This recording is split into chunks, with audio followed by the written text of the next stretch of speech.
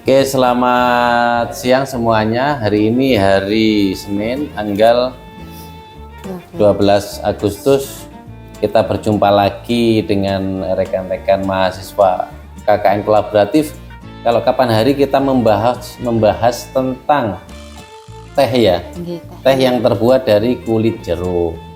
Nah, sekarang ada penemuan baru, memang saling berkaitan. Jadi kalau teh kemarin dari kulitnya jeruk, kalau ini dari isinya atau dagingnya jeruk itu sendiri, buah jeruknya. Yang berupa apa, Mbak? Gummy, Pak, atau permen jelly. Yang berupa gummy atau permen jelly.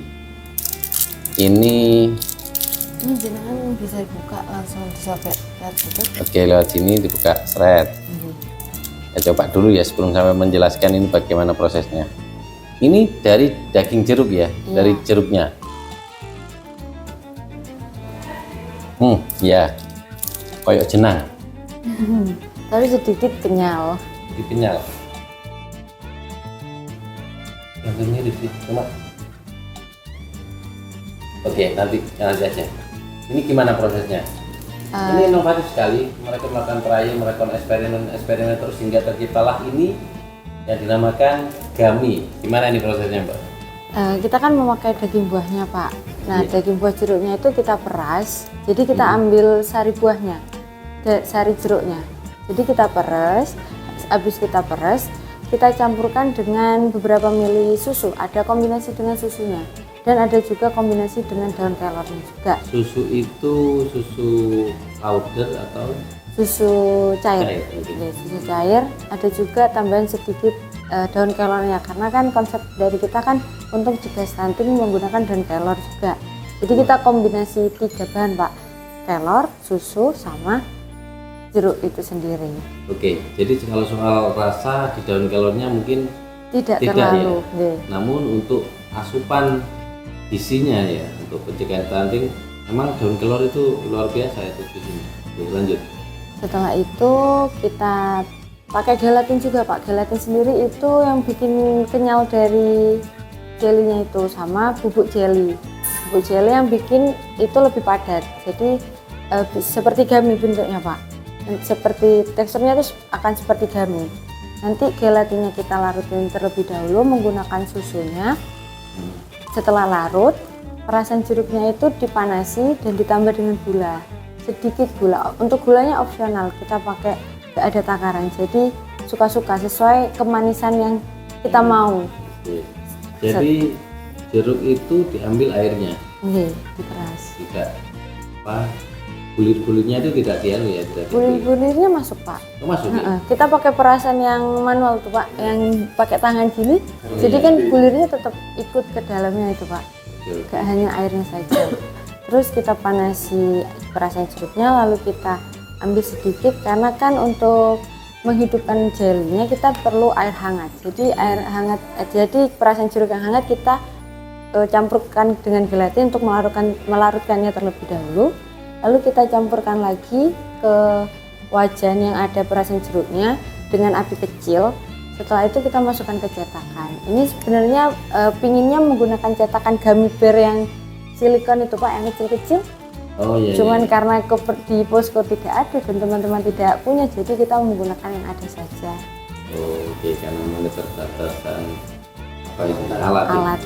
Mungkin kalau ada bisa pakai cetakan gummy, jadi berbentuk gummy. Ya, bentuknya seperti ini kan kayak untuk love lalu beruang kan. Oke. Kalau di toko-toko itu ada ini, tapi di luarnya masih ada gulai. Gula yang menempel. Kemarin sempat rencana mau seperti itu, Pak, sama teman-teman. Cuman masih bingung mau pakai gula yang seperti apa. Oh iya. Jadi kalau biasanya itu kan pakai gula pasir itu. Tapi menempelnya itu mungkin kayak digranulkan, ditabur ya. Dan yang menarik, mereka pernah menyampaikan pada saat presentasi pertama penyampaian visi misi daripada program kuliah, namun mereka berkeinginan ini sebenarnya timbul dari hasrat ketika melihat di Semboro ini banyak buah jeruk ya. Lalu mereka berpikir mau melakukan eksperimen menciptakan teh dari kulit jeruk dan gami dari buah jeruk. Pada saat itu saya masih kurang yakin bahwa masih belum sempurna. Yang tadi sudah sampaikan soal rasa tergantung selera ya. Untuk manisnya tergantung. Untuk manisnya itu ukurannya seberapa.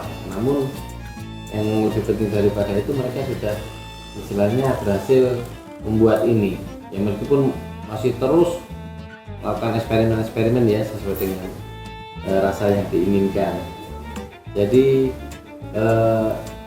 Mbak, ini kadar ya, komposisinya. Ini yang paling banyak apa? Dari jeruknya. Dari paling jeruk. banyak. Jeruknya sendiri tuh kita pakai 100 ml, Pak. Untuk susunya kita hanya pakai seperempatnya aja, 25 ml aja. Jadi nggak ada.